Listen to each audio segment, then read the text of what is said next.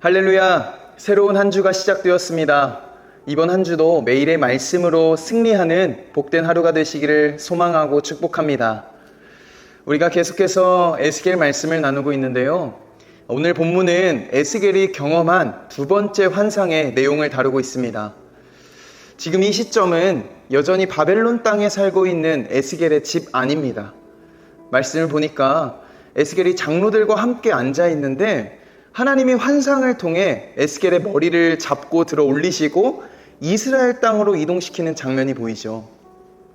그발 강가에서부터 예루살렘까지는 1600km나 떨어져 있었습니다. 이 환상은 에스겔이 절대 잊을 수 없다는 것을 정확한 날짜를 기입함으로 분명하게 나타내고 있음을 보여주고 있습니다.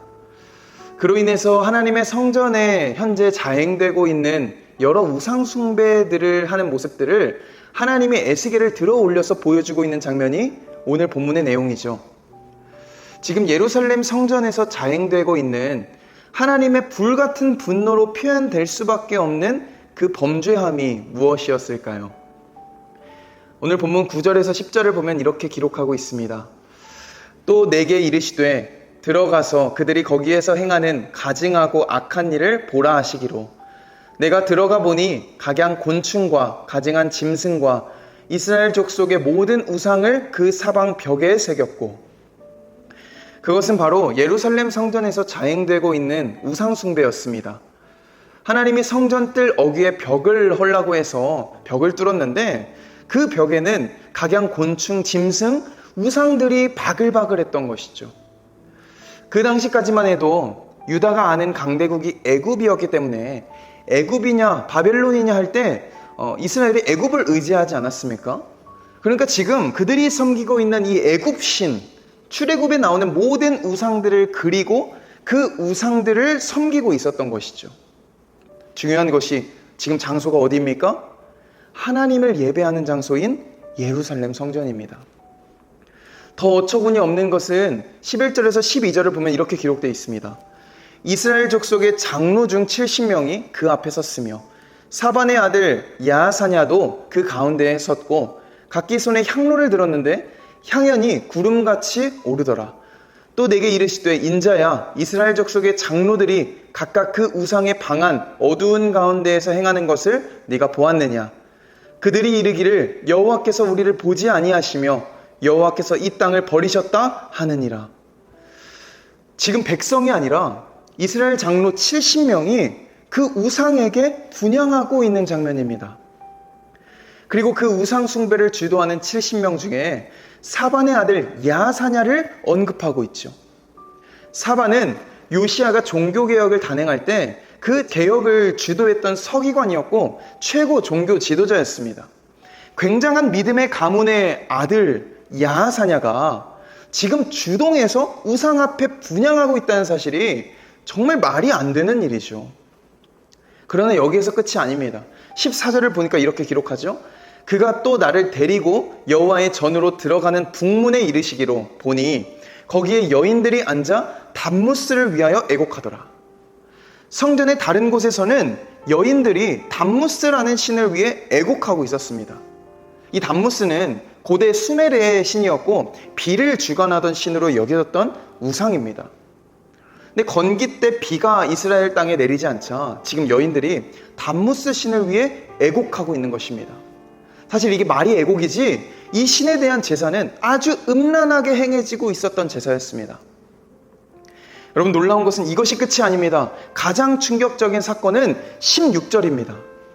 그가 또 나를 데리고 여호와의 성전 안뜰에 들어가시니라. 보라, 여호와의 성전 문 곧 현관과 제단 사이에서 약 25명이 여호와의 성전을 등지고 낯을 동쪽으로 향하여 동쪽 태양에게 예배하더라. 25명의 사람들이 태양을 숭배하는 장면을 보여주고 있습니다. 여러분, 중요한 것은 장소입니다. 현관과 제단 사이는 하나님 앞에 제물을 드리는 번제단과 성소 사이의 공간을 의미합니다. 여러분, 이곳은 제사장만 들어갈 수 있는 곳입니다. 그렇다면 지금 이 25명은 누구일까요? 24명의 제사장들과 한 명의 대제사장입니다. 이들이 지금 하나님을 예배해야 할 번제단 앞에서 누구를 위해서 예배하고 있습니까? 태양신을 예배하고 있습니다. 여러분, 하나님의 분노가 이해가 되십니까? 하나님이 지금 이 장면을 보시면서 말씀하고 있는 것입니다. 쉬운 성경으로 보겠습니다. 그가 나에게 말씀하셨다. 사람아, 네가 잘 보았느냐? 유다 족속이 여기서 하고 있는 저렇게 역겨운 일을 작은 일이라고 하겠느냐? 그런데도 그들은 온 나라를 폭력으로 가득 채워놓으며 나의 분노를 터뜨리는 일을 더하였다. 그들은 나뭇가지를 자기들의 코에 갖다 대는 이교의식까지 서슴지 않고 하였다. 그러므로 나도 이제는 내 분노를 쏟아서 그들을 불쌍히 여기지도 않고 조금도 가엾게 여기지도 않겠다. 그들이 큰 소리로 나에게 부르짖어도 내가 그들의 말을 듣지 않겠다. 하나님은 분명히 말씀하십니다. 내가 내 분노를 쏟아놓겠다. 그들이 부르짖어도 내가 듣지 않겠다. 성전에서 자행되고 있는 이 영적인 부패들, 우상 숭배를 보며 하나님의 마음은 찢어지고 있었습니다. 여러분, 우리라고는 다를까요? 우리의 삶 가운데도 예배의 자리를 지키고는 있지만 그 예배의 자리에 하나님이 아니라 우리가 하나님의 자리에 가져다 둔 다른 우상은 없는지를 오늘 점검해 보셨으면 좋겠습니다. 물론 우리는 곤충을 숭배하진 않습니다. 담무스를 예배하지도 않죠. 태양신을 섬기지도 않습니다. 그러나 오늘날 하나님께서 성전 삼으신 저와 여러분의 마음속에는 누가 있습니까? 이 말씀을 들으면서 생각해 보셨으면 좋겠습니다. 하나님이 성전 삼으신 이곳, 성령을 보내신다 약속하신 주님의 성전, 우리의 마음 가운데 저와 여러분은 무슨 생각을 하고 있습니까? 하나님을 섬긴다고 예배한다고 또 말은 하고 있지만 가장 먼저 우리는 우리 안에 쌓여있는 음란과 거짓과 물질에 대한 탐욕, 욕심을 제거해야 할 줄로 믿습니다. 오늘날 우상인지 아닌지 모를 정도로 정말 가까이 자리 잡고 있는 세상적인 가치관과 성령이 날마다 충돌하고 있음을 기억하십시오. 이것은 굉장히 불편한 진실이죠. 세상의 성공을 위해 우리는 예배하는 자가 아닙니다. 자녀의 미래를 위해서 우리는 예배하는 자가 아닙니다. 우리는 그 당연함과 맞서 싸워야 함을 꼭 기억하십시오.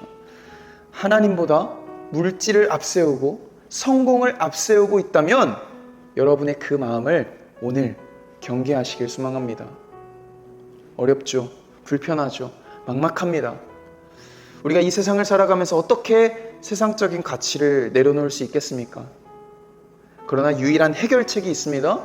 그 방법은 저와 여러분이 날마다 기도를 통해 성령으로 채우는 것입니다. 성령이 맞서 싸우실 수 있도록 우리의 자리를 내어드리는 것입니다. 바쁜 현대사회 속에서 점점 기도의 자리를 잃어버리고 있는 이 시대에 의식적으로라도 우리는 우리의 기도를 회복해야 합니다. 영적으로 생각하고 영적으로 우리의 마음 가운데 성령으로 채워야 합니다.